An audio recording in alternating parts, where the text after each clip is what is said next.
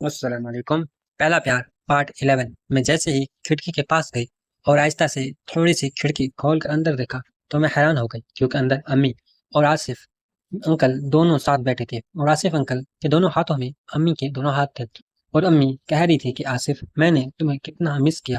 میں بڑی حیران ہوئی، امی اس آصف انکل کو آخر پہلے سے کیسے جانتی ہیں؟ پھر میں کان لگا کر باتیں بھی سنتی رہی اور تھوڑی سی کھڑکی کھول کر ان کو دیکھتی بھی رہی۔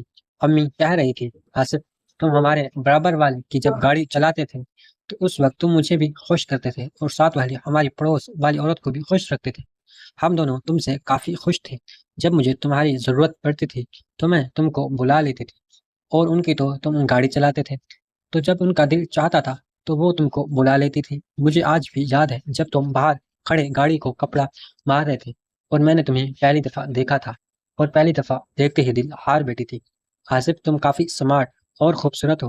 تمہیں یاد ہے جب میں تمہیں غور سے دیکھ رہی تھی اور اچانک تمہاری نظر مجھ پر پڑی تو میں مسکرانے لگی تھی، اور پھر تم بھی مجھے دیکھ کر مسکرانے لگے تھے، اور پھر اشاروں اشاروں میں ہماری باتیں ہونا شروع ہوئی تھی، اور پھر ایک دن میں نے تمہیں بلا لیا تھا۔ اس دن صبح بھی اسکول گئی ہوئی تھی اور میری ہسبینڈ بھی فیکٹری میں تھے، میں گھر پہ اکیلی تھی، تو میں نے تمہیں بلا لیا اور تم آ گئی تھے، اور پھر میں نے اپنی دل کی بات تم سے شیئر کر دی تھی، اور تم نے بھی یہاں بول دیا تھا، اور پھر اگلے دن موقع دیکھ کر تم میرے پاس آ گئی تھی، اور پھر ہم نے ایک دوسرے کو خوب سکون پہنچایا تھا، اور تب سے لے کر جب تک تم اس برابر والے گھر میں جاب کرتے رہے ہو، میرا مطلب ہے گاڑی چلاتے رہے ہو، تو ہم ہر 2 روز بعد ملتے تھے، کیونکہ میں تو گھر پر اکیلی ہوتی تھی۔ تمہیں جب بھی موقع ملتا تھا تو تم بھی آ جاتے تھے، اور پھر ہم ایک دوسرے کو سکون پہنچاتے تھے۔ جیسے ہی میرے ہسبینڈ نے تمہارا نام لیا تھا تو میں نے فوراً کہا کہ ہاں، وہ بھروسے والا بندہ ہے، اسے ہی 15 دن کے لیے رکھ لو۔ اب بلال کیونکہ بہت پرانا ہو گیا ہے، ورنہ میں اپنے ہسبینڈ کو ضرور بولتی کہ اس کو نکال دو اور آصف کو ہمیشہ ہمیشہ کے لیے رکھ لو۔ پھر آصف بھی امی سے کہہ رہا تھا کہ میں نے بھی آپ کو بہت مس کیا میڈم، جو اسکول مجھے آپ پہنچاتی تھی وہ تو مجھے آج تک کوئی بھی نہیں پہنچا سکا۔ تو امی اس سے کہنے لگی کہ اس لیے تو ابھی تمہارے پاس آئی ہوں۔ تو آصف انکل نے امی سے کہنے لگے، تو پھر دیر کس بات کی ہے، چلو پھر شروع کرتے ہیں۔ امی نے کہا کہ میں نے تمہیں روکا کب ہے؟ پھر اس نے امی کا دوپٹہ اتار کر رکھ دیا اور امی کے بالوں کے ساتھ کھیلنے لگا، اور پھر آہستہ آہستہ دونوں آسمان کی سیر کرنے لگے۔ میں ان دونوں کو دیکھ دیکھ کر میں بھی آسمان کی سیر کر رہی تھی۔ ویسے وہ آصف انکل تھا بہت طاقتور، اور اس کا وہ بھی بہت بڑا تھا۔ میرے تو منہ میں پانی آ رہا تھا، دل کر رہا تھا کہ ابھی دروازہ کھول کے اندر چلے جاؤں اور میں بھی ان دونوں کو جوائن کر لوں، لیکن میں نے صبر کیا اور کنٹرول کیا۔ تقریباً 1 گھنٹے تک امی اور آصف لگے رہے، اور پھر اچانک ہی امی کی آواز نکلی۔ امی کا کام ہو گیا تھا مگر آصف کا کام نہیں ہوا تھا، اور پھر تھوڑی دیر بعد آصف انکل کا کام بھی ہو گیا تھا۔ دونوں نڈھال ہو کر پڑے تھے، تقریباً 15 منٹ دونوں ایسے ہی پڑے رہے۔ پھر امی اس سے کہنے لگی کہ آصف، میں جا رہی ہوں، کہیں تمہارے صاحب نہ اٹھ جائے۔ جیسے ہی امی اٹھی اور کپڑے درست کرنے لگی تو وہ جلدی جلدی اپنے کمرے میں آ کر سو گئی۔ اب میں نے سوچ لیا تھا کہ اگلی رات میں آصف کے کمرے میں ضرور جاؤں گی، اور پھر صبح میں اٹھی، تیار ہو کے ناشتہ کر کے گیٹ کے باہر گاڑی کے پاس گئی تو وہ آصف تیار ہو کر گاڑی میں بیٹھا ہوا تھا۔ پھر میں جا کر گاڑی میں بیٹھ گئی اور وہ مجھے اسکول چھوڑ کر چلا گیا۔ پھر جیسے اسکول کی چھٹی ہوئی تو اسے مجھے پک کرنے کے لیے آیا۔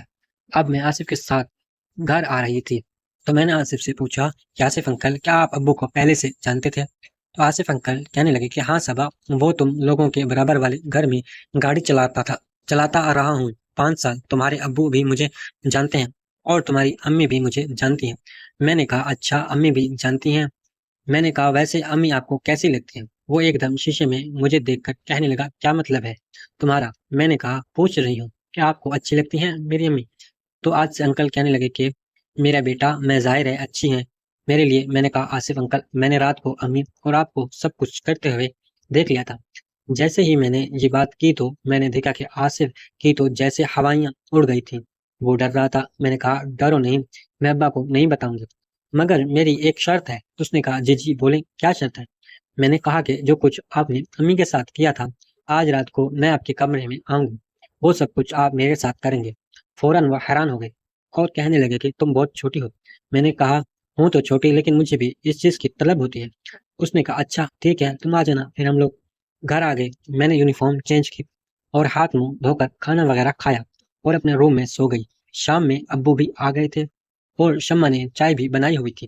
پھر ہم سب نے چائے پی اور ابو کہنے لگے کہ کل ہم لوگ شاپنگ سینٹر جائیں گے، شادی کی شاپنگ کرنی ہے، پھر شادی پر بھی جانا ہے۔ میں نے کہا جی ابو، مجھے تو کافی ساری شاپنگ کرنی ہے، اور ابو کہنے لگے کہ ہاں ہاں ہم سب چلیں گے ساتھ۔ اس طرح باتیں کرتے کرتے پتہ ہی نہیں چلا رات کے 10 بج گئے۔ ہم سب نے مل کر کھانا کھایا۔ کھانا کھانے کے بعد سب لوگ اپنے اپنے کمروں میں چلے گئے سونے کے لیے۔ میں بھی اپنے کمرے میں آ کر موبائل میں مووی لگا کر دیکھنے لگی اور رات کے 2 بجنے کا انتظار کر رہی تھی کہ 2 بجے اس سے فکر کے کمرے میں جاؤں، اور پھر بالآخر رات کے 2 بج گئے۔